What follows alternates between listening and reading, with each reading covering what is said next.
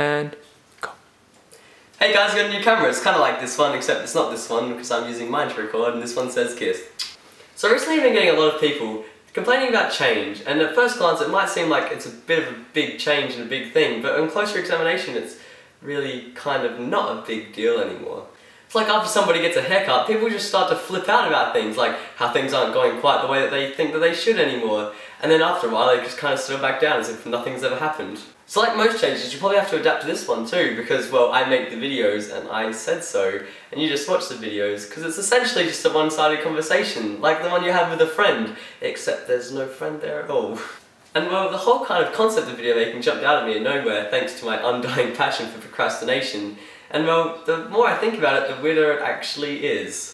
Like for you, it's me talking to you, but for someone else, it's me talking to them and not to you. And even weirder still, it's like me talking to a machinery or an imaginary friend, which I would be quite happy with in most circumstances, because, well, that's what happens anyway. But now I end up paying money just so I can make it a little bit more attractive by having like a blurry background.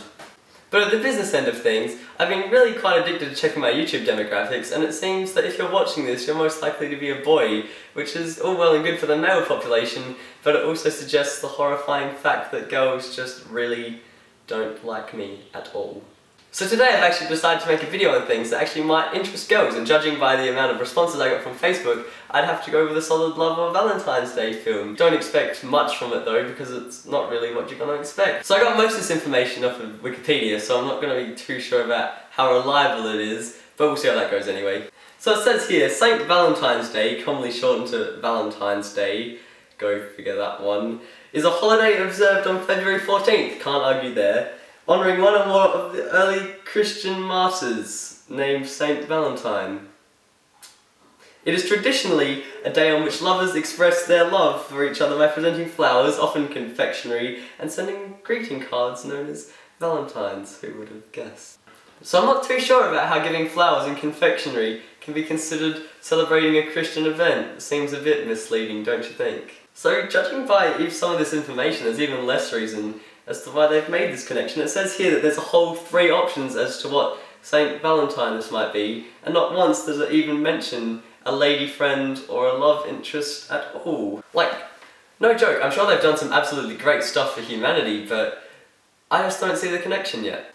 Consider this. Even in these unproven mysteries, it just seems that there was this Christian dude who didn't like this dude who wasn't Christian and tried to convert him to Christianism, and then before he died and got killed by the king, he was healing his jailer's blind lady, and that's where the story ends, because he died instantly.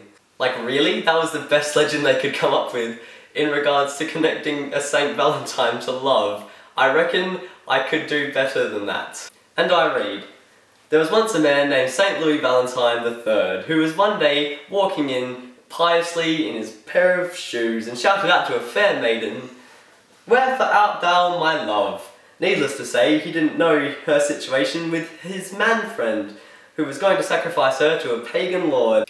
So St. Louis Valentine III went to the king, who was also that fair maiden's man friend, and told him to not do that anymore.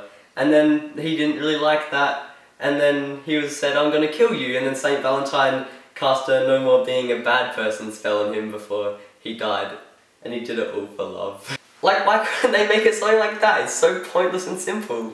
Anyone can understand it. But I actually think I just disagree with the whole concept of Valentine's Day as a whole. It drives me to complete insanity. Like, if you really love someone, you should probably let them know more than once a year, because if you do that, they're probably never going to talk to you ever again. So really, I think Valentine's Day just kind of gives people this false sense of security that they really shouldn't have. Picture this, a guy walks up to a girl he's completely loved for his whole life, and she's never looked at him ever once at all, and then he decides he's going to completely spill his love for her, and he thinks, I can get away with this because it's Valentine's Day. Well, let me tell you, man, that shit is dumb.